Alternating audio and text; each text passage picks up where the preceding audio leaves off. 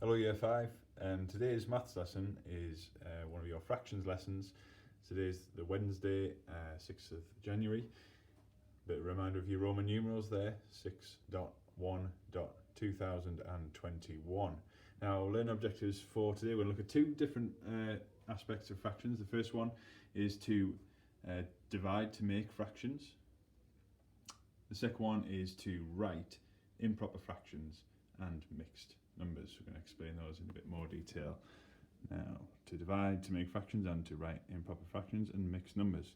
So first of all, fractions. A little bit of a recap of some things you may already know. This is what a fraction looks like. This is a proper fraction. We've got the numerator and the denominator. A way of remembering that is d, denominator, down, goes below the line. So we've got this fraction here, 3/4, 3 out of 4. Now, we can use this fraction wall to help us as well, because we can see that we've got one whole. The one at the top is a bar, it's one whole. And you can see that one whole divided by 2 is 2 halves. We've got a half and a half. One whole divided by 3 splits it into thirds. Divided by 4, split into quarters. Again, 4/4 make one whole, 5/5 make one whole, 6/6 make one whole, and so on. We've got 7/7 there and 10/10.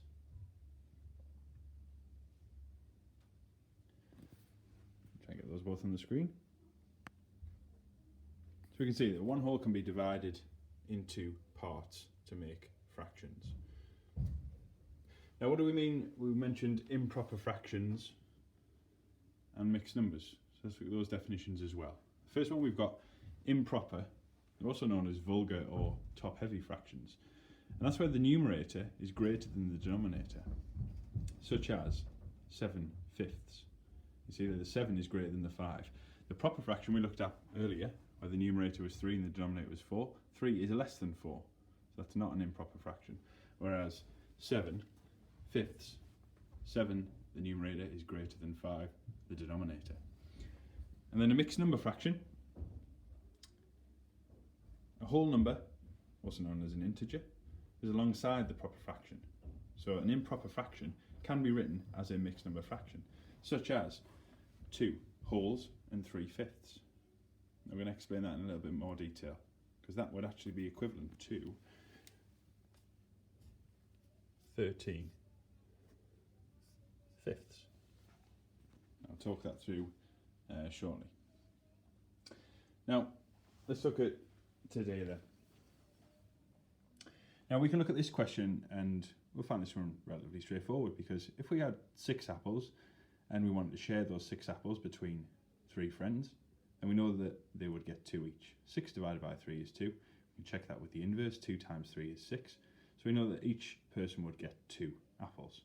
It's quite straightforward. But what if we only had 1 apple? And we had to share that 1 apple among 3 friends? Well, you certainly wouldn't get much apple. But if we have a look here, 1 apple shared into 3.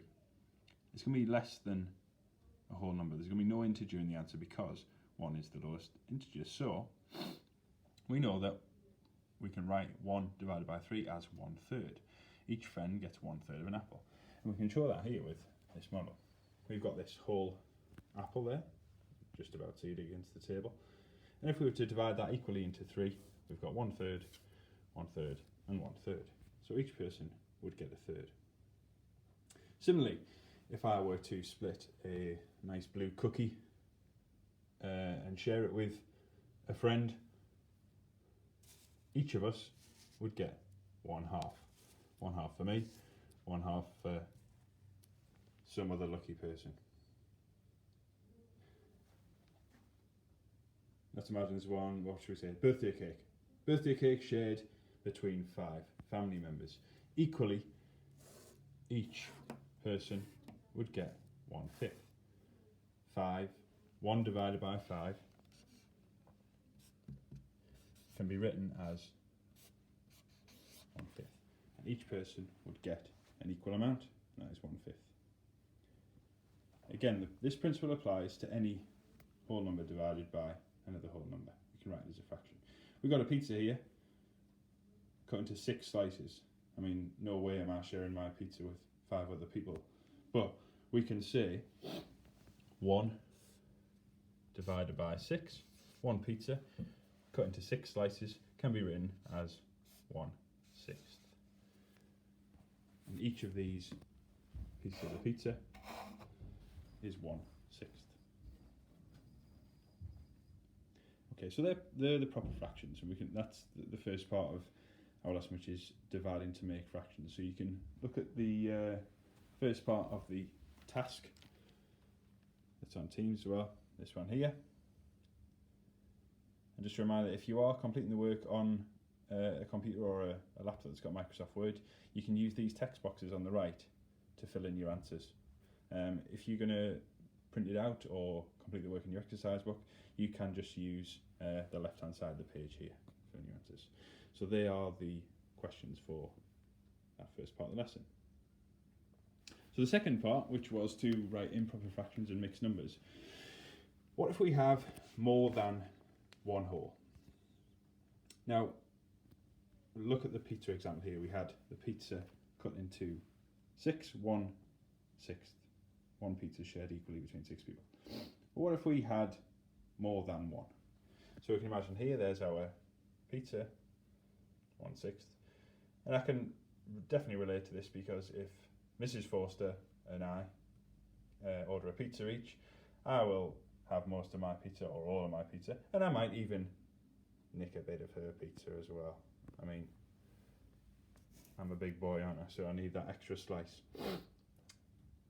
6/6 here. We've got 1, 2, 3, 4, 5, 6, and we've got 7.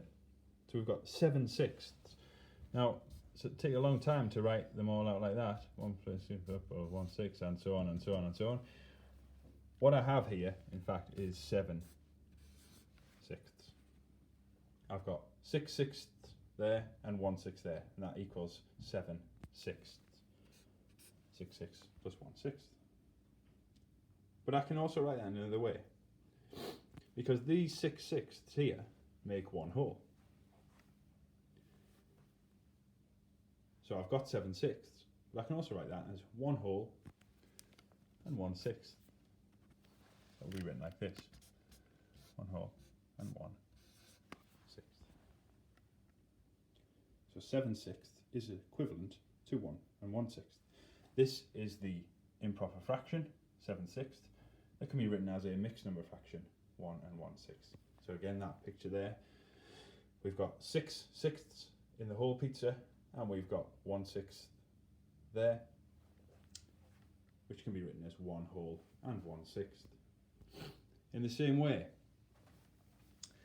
if I were to have the cake we had before, we've got 1 whole there, we've got 5/5, you can write that as 5/5, and we've got 2/5 there. 5/5 and 2/5, total 7/5. We can prove that. We can count them: 1, 2, 3, 4, 5, 6, 7. Equally though, we can write that as 1 whole, so those are the pieces, 1 whole and 2/5. You'll be getting motion sickness the way I'm holding that one there. Apologies. So we've got our 5 and 2, 7/5 there, and we've also got 1 and 2/5, and those are equivalent. Okay, so that brings us nicely on to the second part of the worksheet, which is to write improper fractions and mixed numbers.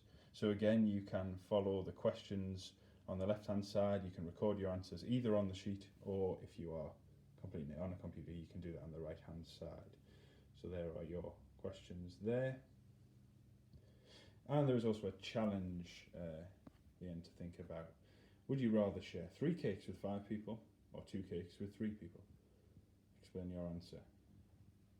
I know my answer would be don't share the cakes, but that's not what the question's asking. All right, looking forward to seeing your responses. So good luck with those, and I'll see your work on Teams. Thank you.